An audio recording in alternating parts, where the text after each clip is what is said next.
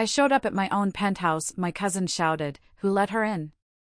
She's like mildew, always comes back. I said nothing. Security rushed over to usher them out, not me. They couldn't figure out what had just happened. They thought they'd won. They celebrated in my grandmother's penthouse, drinking champagne, living a lie. Tonight, walking into that gilded cage, I wasn't just an uninvited guest. I was the storm about to break. The elevator doors chimed softly open on the 38th floor. My heels clicked against Italian tile, the sound echoing through the marble foyer. Inside, laughter, music, the clink of expensive glasses. My cousin, Brooke, was throwing another party, no doubt charging it all to the estate account she thought she controlled. Through the double doors, I glimpsed strangers, sipping wine that cost more than most people's monthly rent. My prearranged security guards waited discreetly in the hallway. I'd briefed them an hour ago, showing them court documents proving my ownership, confirming legitimacy. They were ready. I gave them a subtle nod. Not yet. I pushed the heavy door open and walked in. The conversation didn't immediately stop. A few guests glanced my way, but most were too absorbed. I scanned the room, taking in Brooke's changes since she moved in 6 months ago. Grandma Eleanor's cherished artwork, collected over 40 years, replaced by gaudy, abstract pieces. The antique furniture gone, swapped for modern, cold designs. Then, Brooke saw me. She was holding court by the floor-to-ceiling windows overlooking the New York City skyline, a champagne flute in one hand. Her smile, previously so bright, vanished. It was replaced by something venomous. Who let her in? Her voice, sharp as a knife, sliced through the music. Conversations died. People stared. She's like mold. Keeps coming back. I let her words wash over me. I'd endured far worse. Brooke placed her champagne down and stalked toward me, her expensive dress swishing. You need to leave, Ava. You're not welcome here. Behind her, Uncle David emerged, and Brooke's brother, Leo, close behind. The trio. The architects of my 18-month nightmare. The same three who'd descended the moment Grandma Eleanor passed, claiming she'd promised them everything, twisting her memory to fit their greedy narrative. Brooke hissed, "You have no right to be here. This is my home now." I didn't speak. I simply reached into my purse and pulled out my phone. Are you seriously going to record me? Brooke's laugh was brittle. That's pathetic, even for you. She turned to Leo. Leo, call security. Get her out of here. Leo fumbled with his phone. Yeah, we're removing you, trespassing on private property. We might even press charges this time. Uncle David joined them, forming a united front of disdain. You were told to stay away, Ava. Your grandmother's will was clear. You got the summer house in upstate New York. This penthouse belongs to Brooke now. You need to accept that and move on. The summer house. That dilapidated cabin with the leaking roof and foundation issues that would cost more to fix than it was worth. That's what they'd told me I inherited. They'd presented me with documents, lawyer letters, everything official. And I believed them. I was drowning in grief, barely functioning. It took 3 months just to question anything. Another 2 to track down Grandma Eleanor's real attorney in Florida, and 4 more months of relentless investigation to gather the proof. Nearly a year of my life, unraveling their lies. Brooke, furious, pulled out her own phone. I'm calling security myself. You're going to be dragged out of here, in front of everyone, and they'll all see what a desperate, pathetic. I interrupted her, sending a quick text from my phone.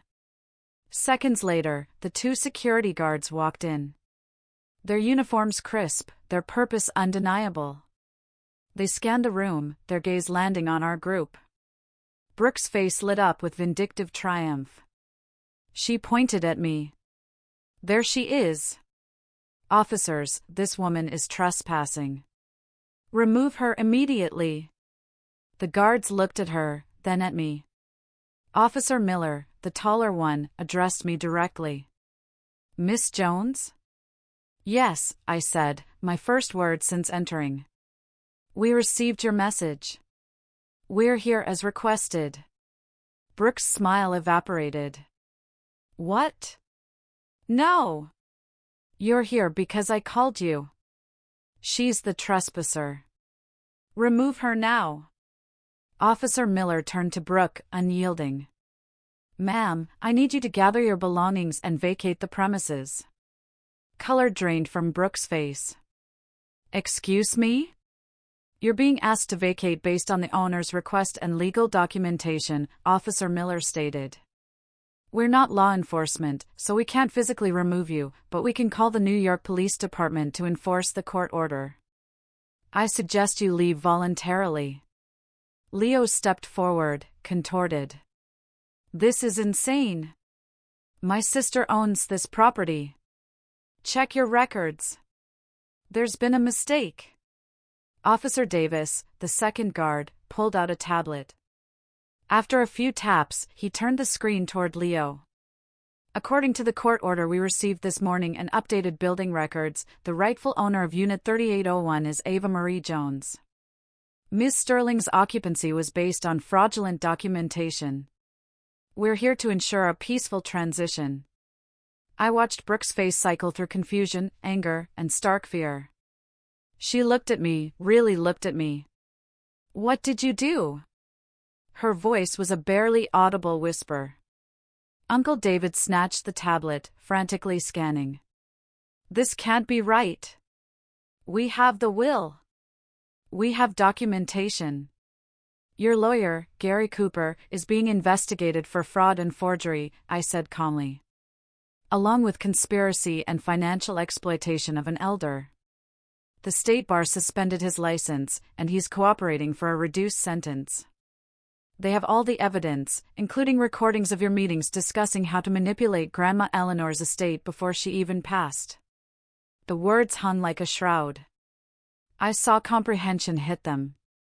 Leo went pale, his bravado crumbling. Uncle David's jaw clenched. Brooke looked like she might faint. You're bluffing, she stammered. You can't have recordings. That's illegal. It wouldn't hold up in court. I almost smiled. New York is a one-party consent state. I only needed my own permission to record my interactions with all of you. I twisted the knife. And I wasn't the only one. Your own lawyer, Gary Cooper, kept meticulous records. Voice memos, emails, text messages. He documented everything, thinking it would protect him if things went south. Turns out he was right to be paranoid.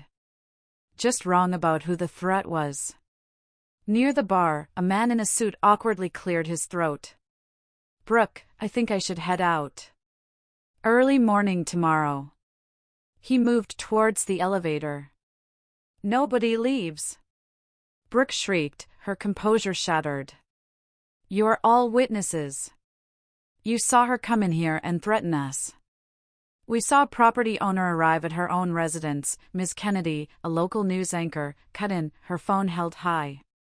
I've been recording this entire exchange. For journalistic purposes, of course. Brooke's face went from pale to sickly green. Turn that off. Right now. Why? Ms. Kennedy asked. Coolly. This is the most interesting thing in New York society in months. Estate fraud, family betrayal, a David and Goliath legal battle. My producer will love this. Leo lunged for her phone, but she stepped back smoothly. Touch me or my property, and I'll have you charged with assault. I'm sure that would look great alongside the fraud charges. Uncle David finally found his voice, a strangled whisper. Ava, please, let's discuss this privately. This is family business. You made it public business when you threw parties in my home and told everyone I was mentally unstable, I countered. You made it public when you gave interviews to the New York Times about my grandmother's fabricated last wishes. You wanted attention, Uncle David. Now you have it. I pulled out a newspaper clipping I'd carried like a talisman. The headline, Local Philanthropist's Granddaughter Contests Will, Family Says She's Delusional. It quoted Uncle David and Brooke, painting me as greedy, unstable. Do you remember this? I held it up. You told the reporter I'd had a breakdown after Grandma Eleanor died. That I was making wild accusations. You said I'd always been jealous of Brooke, had a history of lying. Brooke looked away. Uncle David met my gaze defiantly. We were protecting the family's reputation. You were making serious accusations without proof. I had proof, I said quietly. I just didn't have access to it yet. Grandma Eleanor's real attorney retired to Florida. 3 months to track him down, 2 to convince him something was wrong, 4 more to gather enough evidence for him to risk his reputation reopening a settled estate. I pulled out a meticulously constructed timeline. What really convinced him? The signatures. You had Gary Cooper forge Grandma Eleanor's signature on dozens of documents in her final weeks, estate transfers, bank authorizations, even a power of attorney dated 3 days before she died. Uncle David's confidence flickered. The problem is, Grandma Eleanor had a stroke 6 weeks before she passed. Her right hand had limited mobility. Thomas Reed had all her previous legal signatures, going back 40 years. Everyone showed a specific pattern, capital H with 3 distinct strokes, eyes dotted with little circles. Quirky. Distinctive. Impossible to replicate if you didn't know. I let that sink in. The signatures Gary Cooper forged were technically accurate based on her driver's license, but those were casual signatures. Her legal signature was different. Whoever taught Gary how to forge it didn't have the right samples. Leo made a sound somewhere between a laugh and a choke. This is insane. You're basing everything on how she dotted an I. I'm basing everything on forensic document analysis by 3 separate experts, all confirming forgery, I retorted. Combined with testimony from her medical team, financial records showing unusual activity. And yes, those recordings of you all planning the scheme, it's more than enough for both criminal and civil proceedings. Officer Miller checked his watch pointedly. Miss Jones, we need to move this along. Other properties to monitor. I turned to them. Please escort them out. All of them. If they left belongings, they can arrange supervised retrieval with building management. Brooke shrieked. This is insane. You can't just throw us out. We have rights. Actually, ma'am, she can, Officer Miller stated firmly. You've resided here under false pretenses. That makes you a squatter, not a tenant. You have no legal standing. Leo tried another tactic. Ava, come on. We can work this out. Maybe confusion, miscommunication, but we don't need lawyers. We can settle this as a family. I looked at him. This man who'd called me a gold digger at Grandma Eleanor's funeral, while doing exactly that himself. You should have thought about that before you tried to steal everything she worked for. Before you erased her actual wishes and replaced them with your own greed. Uncle David's expression hardened. The fake uncle act dropped. You think you've won? Think some documents and guards mean anything? We'll fight this. We have resources, connections. You'll spend years in court, hundreds of thousands in legal fees. Is that what you want? I've already spent a year in hell because of you, I replied. A few more in court don't scare me. Besides, my legal team is working pro bono. They're very interested in cases involving financial exploitation and fraud. Excellent publicity, apparently. One of Brooke's guests, a woman in a silver dress, set down her drink and headed to the elevator. Then another. The exodus began. Wait, don't go. Brooke called desperately. This is a mistake. She's lying. But her guests kept moving, uncomfortable. The guards moved closer to Brooke, Leo, and Uncle David. Ma'am, sir, leave now. Refuse, and we call the police. Call them. Brooke spat. They'll see through this fraud. Officer Miller pulled out his radio. Should I, Miss Jones? I considered it. Having them dragged out by the New York Police Department would be satisfying, but would create a social media scene. I'd had enough public humiliation. No, I said quietly. Just get them out. They've done enough damage here. Brooke lunged toward me. I thought she might strike me. Officer Miller stepped between us. Ma'am, last warning. Leave voluntarily or we call the police to enforce the court order. She froze. Reality crashed down. Tears streamed, ruining her makeup. Please, Ava, please. Where am I supposed to go? I gave up my apartment. I have nowhere else to live. That plea might have worked 18 months ago. But I'd heard her on those recordings, laughing about manipulating me, calling me stupid. I'd watched her party in my grandmother's home. You should have thought about that before you celebrated on her grave, I said. Leo grabbed Brooke's arm. Come on, we're leaving. We'll go to Mom and Dad's. Figure this out with real lawyers. As they moved to the elevator, Uncle David turned back.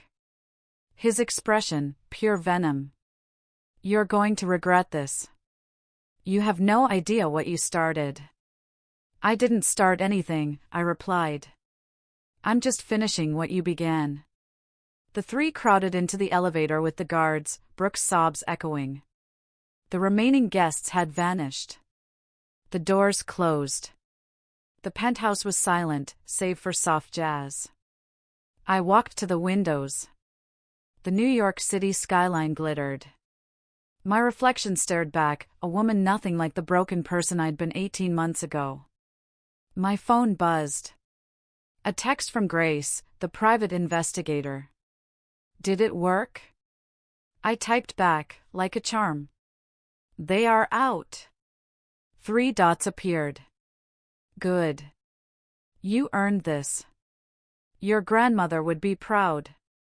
I wasn't so sure. Grandma Eleanor preached forgiveness, family unity. But she'd also taught me to stand up for myself. She'd built an empire, fought her way into rooms that didn't want her, never apologized for her success. What would she think of this? Me using legal tactics to expose her family's betrayal? I wanted to believe she'd understand, that she'd see I was protecting her legacy, her actual wishes. My phone rang. Thomas Reed, my attorney. Ava, I just heard from the building. Everything went smoothly. As smooth as it could go, I said. They're out. Good. I'll file the final paperwork tomorrow. The estate will be fully transferred to you by week's end. In 30 years, I've never seen a case quite like this. The forged will was sophisticated. If you hadn't pursued it, they might have gotten away with it. I almost didn't, I admitted. I almost just accepted it. What made you change your mind? I thought back to 3 months after the funeral. In that worthless cabin in upstate New York, surrounded by Grandma Eleanor's personal effects Brooke deemed unworthy. I found a note Grandma Eleanor had written me a week before she died. Ava, my darling girl, never let anyone dim your light. You are stronger than you know, braver than you believe. The world will try to convince you to be small, quiet, to accept less than you deserve. Don't listen. I raised you to be a fighter, so fight. I remembered who raised me, I told Thomas. After we hung up, I walked through the penthouse, room by room. The guest bedroom where I'd stayed. The library where Grandma Eleanor taught me chess. The kitchen where we'd made Sunday pancakes. Brooke changed everything, but the bones were still there. The view was the same. The familiar scent lingered. I could change it back, restore the artwork, find similar furniture. Or, I could make it my own, create something new that honored her memory without trying to resurrect the past. My phone buzzed again. Leo, from a blocked number. Voicemail.